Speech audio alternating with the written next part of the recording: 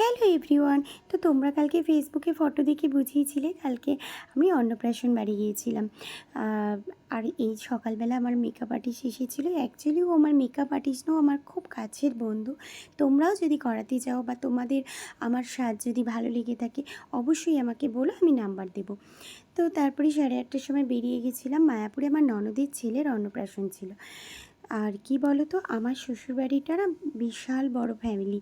আর কোনো প্রোগ্রাম হলে এতটাই আনন্দ লাগে, খুব যেতে ইচ্ছা করে। তো কথা বলতে বলতে দেখো আমি শ্বশুরবাড়িতে ঢুকেও গেছি গলিতে।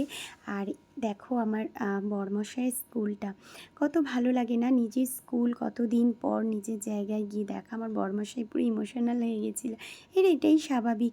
তারপরে দেখো এটা হচ্ছে আমাদের পুরনো বাড়ি, মানে দাদুর বাড়ি। দাদু ঠাকুমা কাকা জ্যাঠা সবাই এখানেই বড় হয়েছে।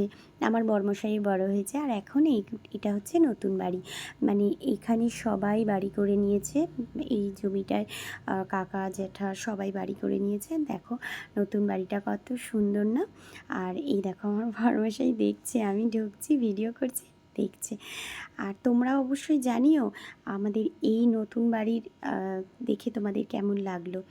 তো তারপরে মানে এতটাই ভালো লাগে। আর আমার ছেলের পড়াশুনো আর বড়মশাই কাজের জন্য যাওয়াটা খুব কম হয়ে যায়। তারপরে দেখো আমার শ্বশুরমশাই চা করে দিল। বিন্দাস চা খেয়ে আমরা যে বাড়িটা ভাড়া নিয়েছিল সেই বাড়িতে চলে গেলাম। এখানে আমার দিদি যা আর সবাই ছিল, সবাই মিলে পুচকেটাকে রেডি করছিল। আর সবথেকে বড় কথা, পুচকেটা কিন্তু একটুও কান্নাকাটি করেনি। আর এখানে দেখেছিল, এখানে সব আমার কাকি শাশুড়ি। আর এদিকে আমার বড়মশাইকে সবাই বলল তুই বস, ওকে খাইয়ে দে। তারপরে ও ভাগনাকে দেখো না মাছের মাথা দিয়েছে। ও কিন্তু খুব ভালো, একটুও কান্নাকাটি করেনি।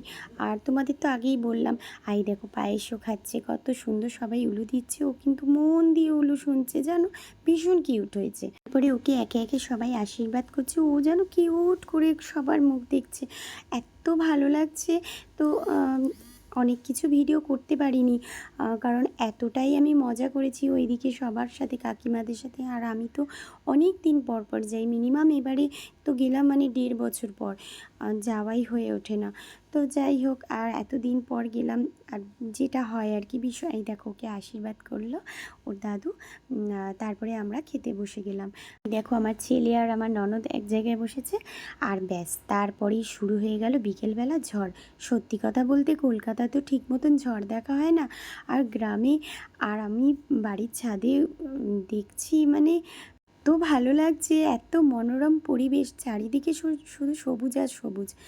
তো যাই হোক, আর কি আমাদের তো রিটার্ন করার ছিল। তো তারপরে আমি এই দেখো ছাদে এসে একটুখানি এদিক ওদিক দেখছিলাম, অনেকক্ষণ ছিলাম, ভিডিও করলাম। তারপরে দেখো ঝড় বৃষ্টি সব নিয়ে বেরোলাম। আর আমাদের পৌঁছতে পৌঁছতে 10:30 বেজে গেছে। কি বলো তো, শ্বশুরবাড়ি এরকম বড় ফ্যামিলি হলে ভীষণ এনজয় করা যায়, ভীষণ মজা করা যায়। তোমরা তো পুরো ব্লগটা দেখলে, কেমন লাগলো অবশ্যই কমেন্ট করো কিন্তু। চলো টাটা, বাই।